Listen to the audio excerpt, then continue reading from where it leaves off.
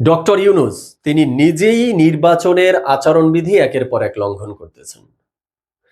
আমরা জানি election commission কর্তৃক একটা নির্বাচনকে সুষ্ঠুভাবে কন্ডাক্ট করার জন্য, পরিচালনা করার জন্য বেশ কিছু আচরণবিধি নির্ধারণ করে দেওয়া হয়। কোনো প্রার্থী যদি সেই আচরণবিধি লঙ্ঘন করে তাহলে ইলেকশন কমিশন কর্তৃক ওই প্রার্থীকে শোকজ করা হয়, কারণ দর্শানোর নোটিশ দেওয়া হয়, বিভিন্ন ধরনের সতর্ক করা হয় তাকে, বা ক্ষেত্রভেদে ওই প্রার্থিতাই বাতিল করা হয়, তাকে অবৈধ ঘোষণা করা হয়।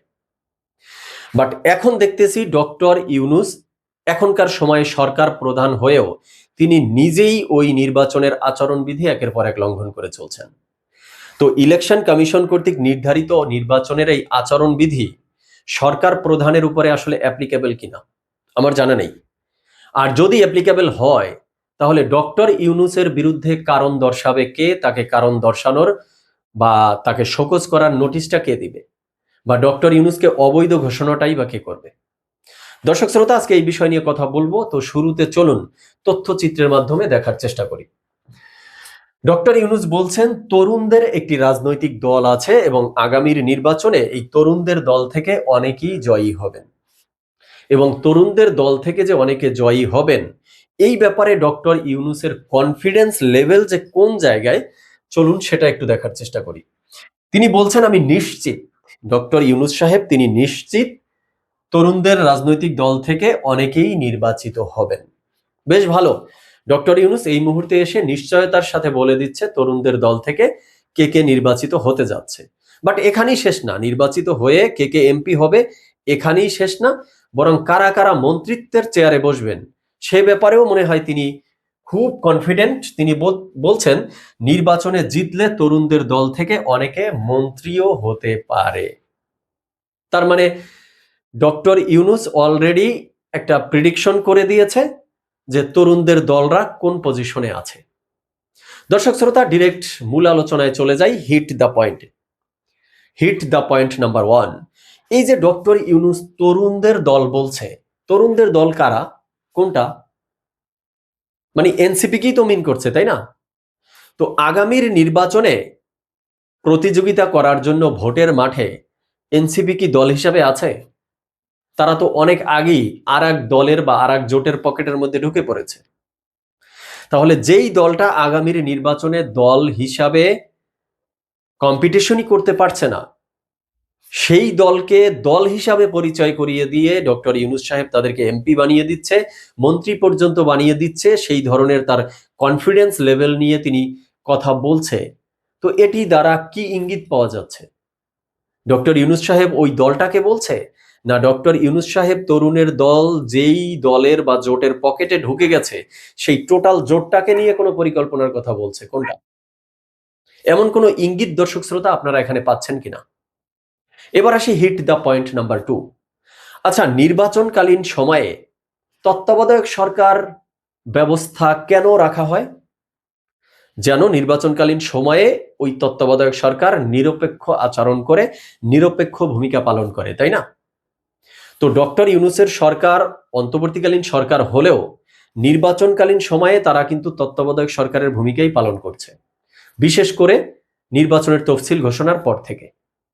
তো ডক্টর ইউনূসের সরকার এখন তো নির্বাচন পরিচালনার জন্য একটা তত্ত্বাবধায়ক সরকার, তার কাজ তো নিরপেক্ষ থাকা।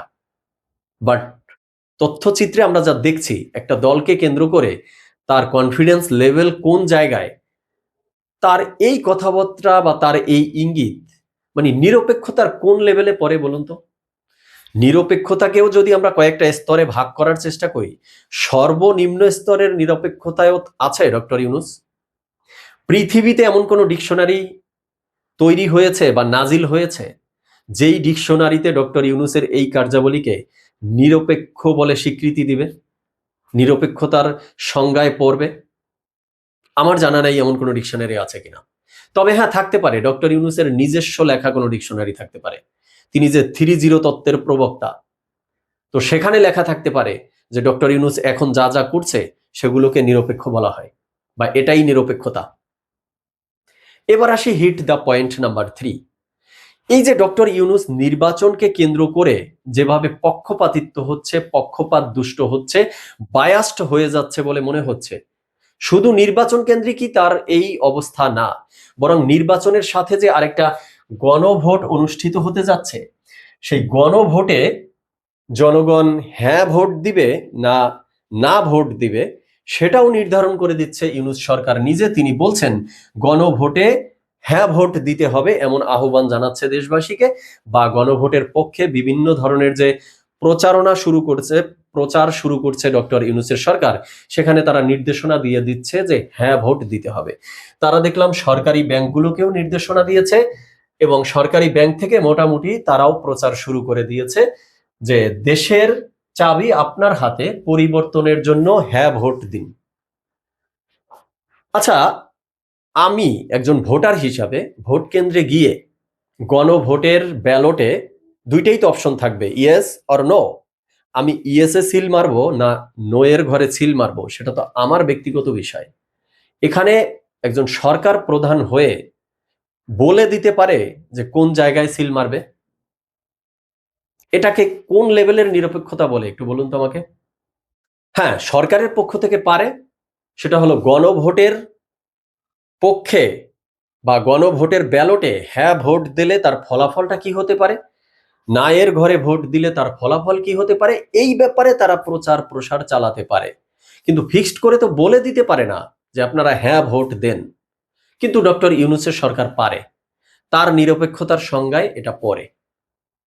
তো ডক্টর ইউনূসের সরকার কি যেন বলেছিল কিছুদিন আগে, আপনাদের মনে আছে কিনা, যে ইতিহাসের সেরা নির্বাচন করবে অন্তর্বর্তীকালীন সরকার, মনে আছে?